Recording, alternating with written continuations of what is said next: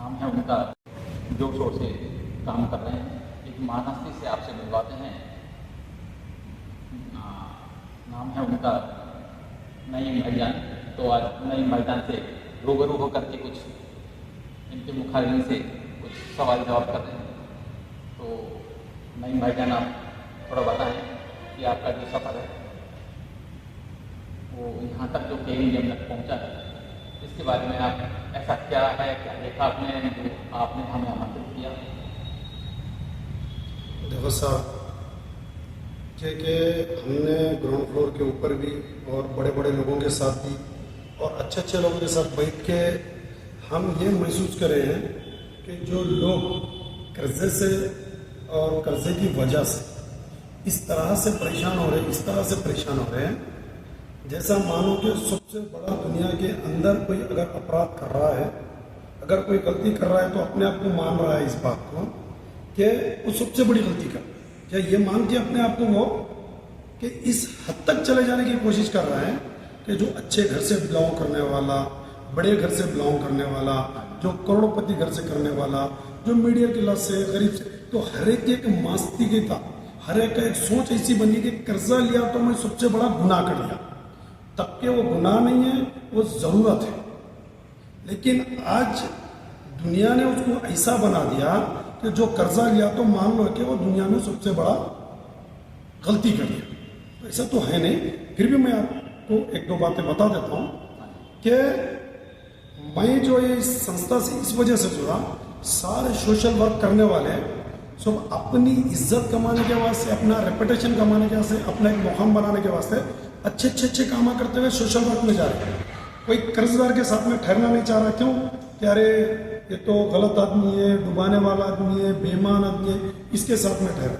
तो लोग कौन क्या बोल रहे हैं मेरे को कोई मतलब पड़ता नहीं। मेरा एक काम है, मैं एक इंसान की जान बचाना और इंसानियत को बचाने पे मैं यकीन मानता हूँ, क्योंकि अल्लाह ने और वाहिगुरु ने, भगवान ने, दुनिया के हर भगवान ने ये बात कही है कि एक इंसान की जान बचाना सारे इंसानियत की जान बचाने के बराबर है। मैं इस पे बिलोंग करता हूँ और इस बात को मैं अच्छी तरह से जानता हूँ कि किसी के घर का कोई एक अफराद अगर दुनिया से चला जाता है तो उस घर के अंदर क्या प्रॉब्लम्स आ सकते हैं, क्या परेशानी आ सकती है, क्योंकि कमाने वाला वही होता है, घर को चलाने वाला वही होता है। अक्सर देखने को मिलता है सर, कर्जा कौन लेता है?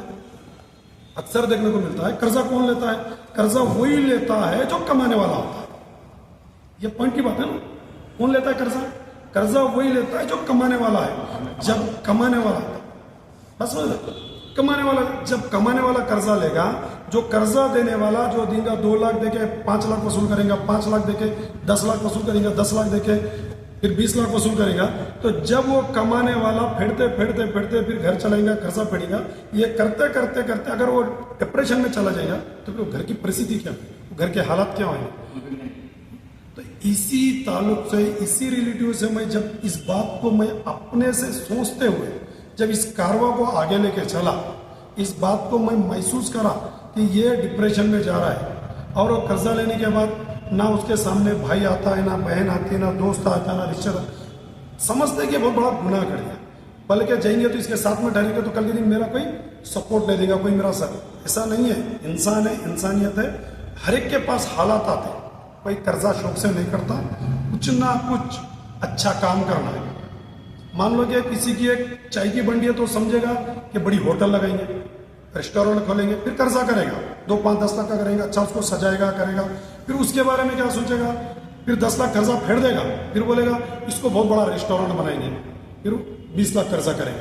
तो ऐसा करते करते जब उसका रेस्टोरेंट नहीं चलेगा, जैसा कि आप लोग देखे कोरोना के बाद, GST के बाद आज तक हालात उठे नहीं। कुल मिला के मैं मानता हूँ कि कर्जे का जो कारण है, कर्जा लेने का, ये मामला बेरोजगारी हो सकता है। बिल्कुल बेरोजगारी है ना सर, बेरोजगारी तो चरम पे आके ठहर गई है, क्योंकि आज कमाने वाला बंदा कर्जे के दलदल में फंस के जितना उसके पास कमाई नहीं है उससे ज्यादा तो कर्ज फेरने में चले जा रहा है। तो बेरोजगारी का जो आलम बढ़ रहा है, क्या उसका जिम्मेदार किसे मानते हैं? इसका जिम्मेदार चाहे तो गवर्नमेंट को मानते हैं, लेकिन इसके अंदर भी कुछ कमियां आवाम की भी है, जनता की भी है।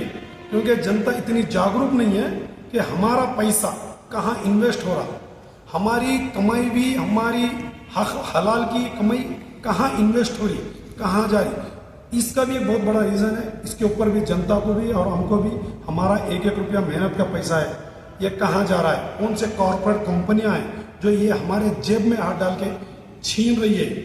ज़रा इसके ऊपर भी अगर गौर करेंगे तो मैं मानता हूँ कि महंगाई के अंदर और थोड़ी सी राहत मिल सकती है, जो अपने आप को इस बात में कंट्रोल कर सके। आपको क्या लगता है कर्ज माफी क्या हो पाएगी, कर्ज माफी या फिर कर्ज मुक्ति? जैसे मैंने सुना है कि आप एक अभियान को लेकर के साथ कर रहे थे कर्ज माफी के लिए, तो आप कर्ज माफी से लेकर के जो कर्ज मुक्ति के लिए आप यहाँ इस अभियान से ज्वाइन किए थे, तो क्या उम्मीद है, क्या उम्मीद करते हैं आप, ऐसी क्या आकांक्षाएं हैं, क्या अपेक्षाएं लेकर के चुने हैं किसान मुद्दा मंच के द्वारा कि आप इसको ज्वाइन किए?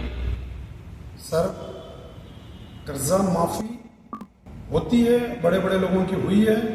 हमारे तेलंगाना के अंदर भी हाल ही में 2-4 दिन के नीचे हाल ही में हमारे रेवंत रेड्डी जो है वो कर्जा माफी 2 लाख रुपए तक की किसान की कर्जा माफी के लिए की है। और इससे पहले वाईएस राजशेखर रेड्डी साहब भी थे, वो भी करे हुए थे, फिर अपने केसीआर साहब थे, वो भी करे हुए थे। तो कर्जा माफी नहीं होती है, लेकिन वो कर्जा माफी में कुछ स्टेप है कि किसकी हो सकती है, किसकी नहीं हो सकती है, किसकी करना चाहिए। इसके ऊपर गवर्नमेंट को ज़रा एक बार तवज्जो दे के जिसकी कर सकते हैं, अगर इनका कर्जा माफ करके अगर उनको थोड़ी सी राहत दे दिया जाए तो मैं मानता हूँ कि लोगों के चेहरे पे बहुत अच्छी स्माइल आ सकती है। आप देख रहे हैं भाईजान, साथियों, नईम भाईजान ने जो धर्म के बारे में बड़ा भी एक अजीब सा उदाहरण दिया, बहुत अच्छा उदाहरण दिया। इन्होंने कहा कि धर्म से ऊपर उठ करके इन्होंने मानवता को जो दर्जा दिया, ये कहा कि भगवान अल्लाह वगैरह सब एक ही है, और इतना अच्छे से इन्होंने जो व्याख्या दी। और तो मुझे लगता नहीं है कि अक्सर ऐसा सोचा जाता है कि हिंदू